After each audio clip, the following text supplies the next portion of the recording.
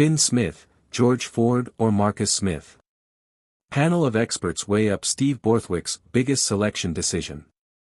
George Ford could be the first player to be a head coach whilst wearing the number 10 jersey. So Steve Borthwick has been told as he weighs up the biggest selection decision of England's autumn. The world's number 5 ranked nation has won 7 in a row for the first time since 2020 and has home advantage for end-of-year tests against Australia, Fiji, New Zealand and Argentina. It is an enviable position for head coach Borthwick, except that he has a major selection headache likely to be keeping him awake at night. That of who starts at fly half. Should he pick Finn Smith, a British and Irish Lion who has never lost for England when starting at 10? Should he opt for Marcus Smith, who featured in all but 3 of the Lions' matches in Australia? Outstanding leader.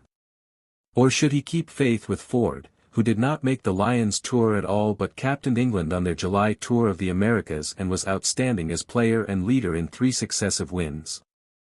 The absence of Owen Farrell, England's record points scorer again eligible for selection, from the most recent training squad makes Borthwick's decision for the November series a tad easier, but it remains a monumental call.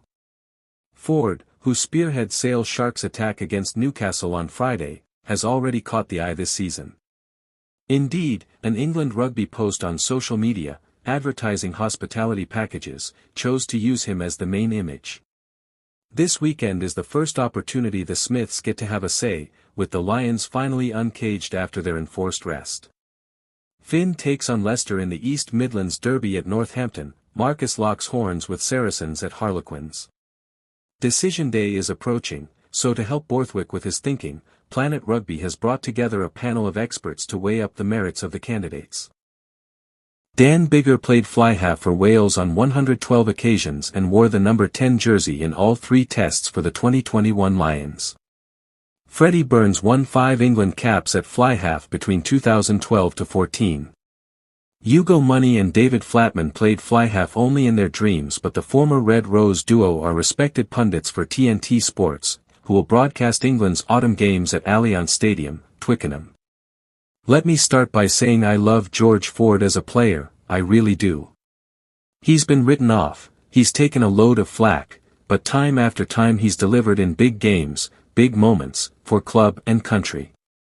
His performances in Argentina this summer were brilliant. He's a person you want to have in your squad.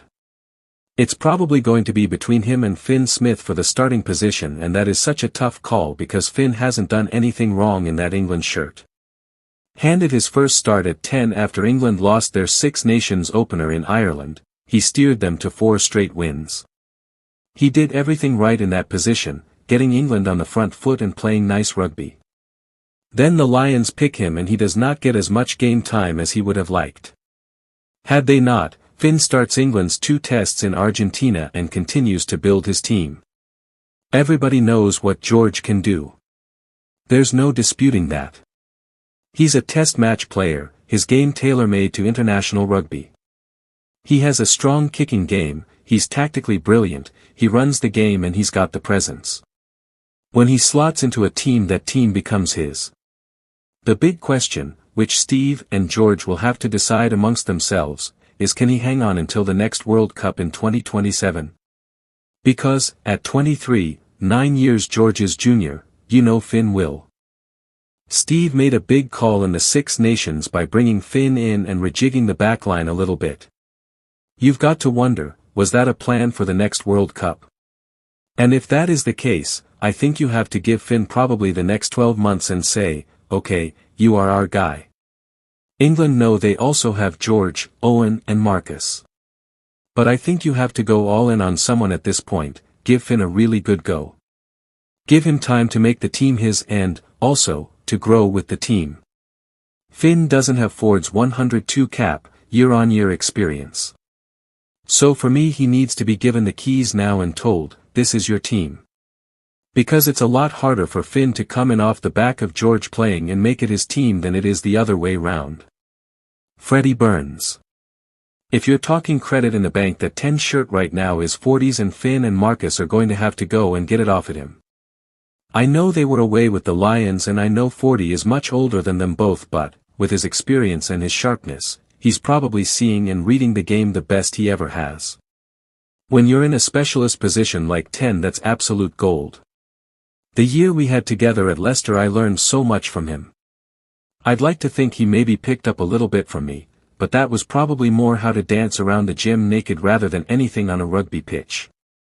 So, yeah, I see Fordy as the guy who's in that 10 shirt at the minute, and it's up to the other two to change Steve's mind with their play. You go money. George is the man in possession, but you have to understand how much Finn will have grown with the Lions from being surrounded by truly world-class players, and being mentored by Johnny Sexton for 2 months. No question, he'll be a better player for it. Marcus Smith the same. He'll be so hungry to be seen as a 10, not just a really good squad player.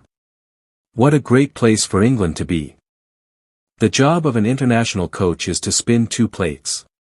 To win matches now whilst creating experience for the next World Cup.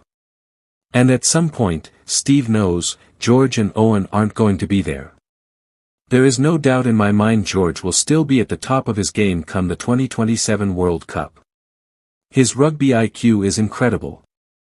He could be the first player to be a head coach whilst wearing the number 10 jersey. He's already the closest thing in England we have to a player coach. But George has the shirt, and what has he done to deserve being dropped? Nothing. That's how I look at it. I don't know how you tap him on the shoulder and tell him he's not playing. What would be the reasoning? He's an absolute boss.